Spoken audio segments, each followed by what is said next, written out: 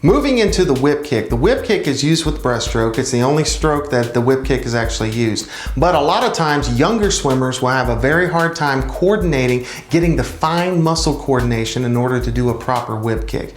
The instructor, the parent, needs to be very patient with the swimmer. The magic number that I have found is about 8 years old as to when they're able to actually coordinate their muscles properly to have a good, strong whip kick. So have a little bit of patience with the younger swimmer, and like I said, usually around the age of 8, 9, somewhere in there, all of a sudden it's like magic. They're able to get the kick down. If they have the basics, if they were taught properly in the beginning, then they will have the basic skills to have a good, strong, powerful whip kick.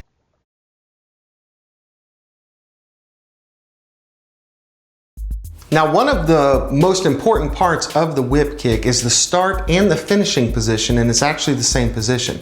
It's with the legs together and the toes pointed straight behind them. Now, like I said before, the whip kick is the most powerful. So after the very powerful whip kick, you want to really make sure that the body is as streamlined as possible after that kick, so the swimmer can benefit from all of the speed and momentum that's generated from that kick.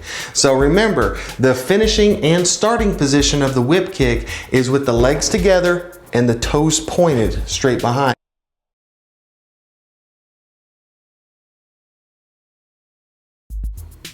The load, I cannot put enough emphasis on the load. It is one of the most critical parts of the whip kick. And a lot of times it's the one part of the kick that a lot of swimmers will actually rush through, and they kind of set themselves up for failure. Now the load is when you pull the heels up to the bottom, to the buttocks. It's when you pull them up to that position. You need to make sure that that position is clear, it's defined, and it actually sets up the rest of the kick. Make sure that the heels are actually pulled up to the bottom and you're not pulling your knees up to your chest, because that's actually a very bad, poor habit to develop. And a lot of times with younger swimmers, you'll see them pull their knees up to their chest rather than pulling their heels up to their bottom.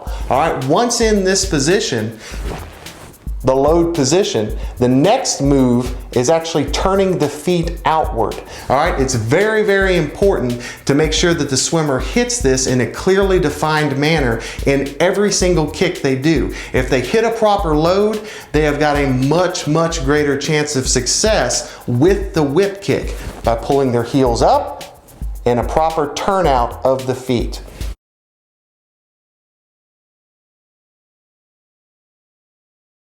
The next move is one of the most critical within the whip kick, especially with younger swimmers, because a lot of times their strength or coordination doesn't allow them to do the motion like they're trying to do it or like they want to do it. So, and you'll see this is common. You'll see them get into a load position like you're telling them to do, and then the next move, their knees will pop outward. This is a bad position. All right, this is a bad habit. They're setting themselves up for a froggy kick. And a lot of times when you start teaching the whip kick, or you start to help your little swimmer with the whip kick, they'll say, oh, the froggy kick.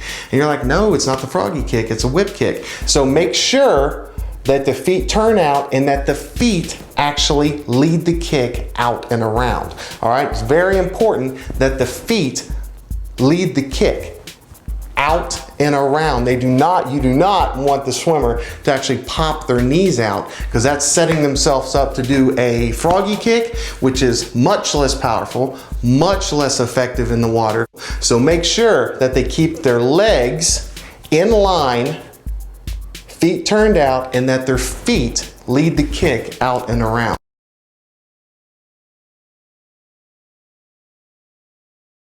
The last point of emphasis I'd like to add as far as the whip kick is making sure that you complete every kick.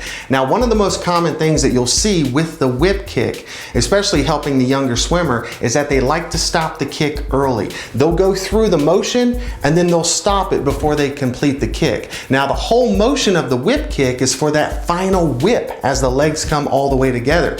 So make sure that they're actually finishing their kick all the way together. About 50% of the power of the whip kick is in the last section of the whip kick, the last 6 to 8, 10 inches of the kick. So if they're cutting it short, they're cutting out a lot of the power that they've worked so hard for in the kick. So make sure on every single whip kick that you're completing it all the way together with a nice tight whip.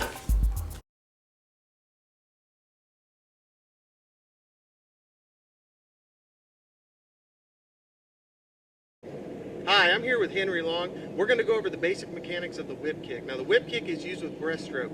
It's a little bit difficult for younger swimmers to develop because of the fine muscle coordination that goes into it, but with a little bit of practice, you can get the mechanics down and make sure that you don't develop a froggy kick or a scissor kick or anything like that. So we're going to go through that real quick.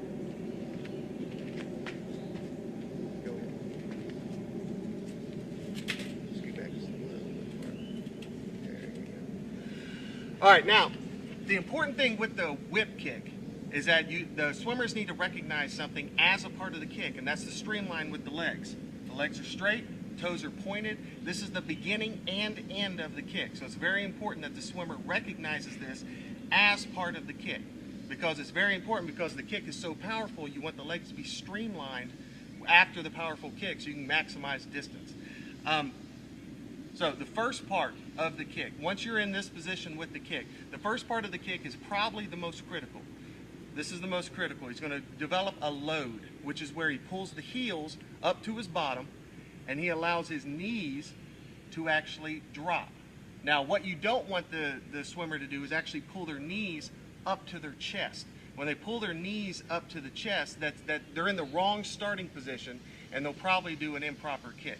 All right, so the load is their heels pulled up to their bottom, and it should be flat on top to where you can actually set a kickboard or anything else on top of it. Should be completely flat. Okay, now this is very, very important to not skip the load.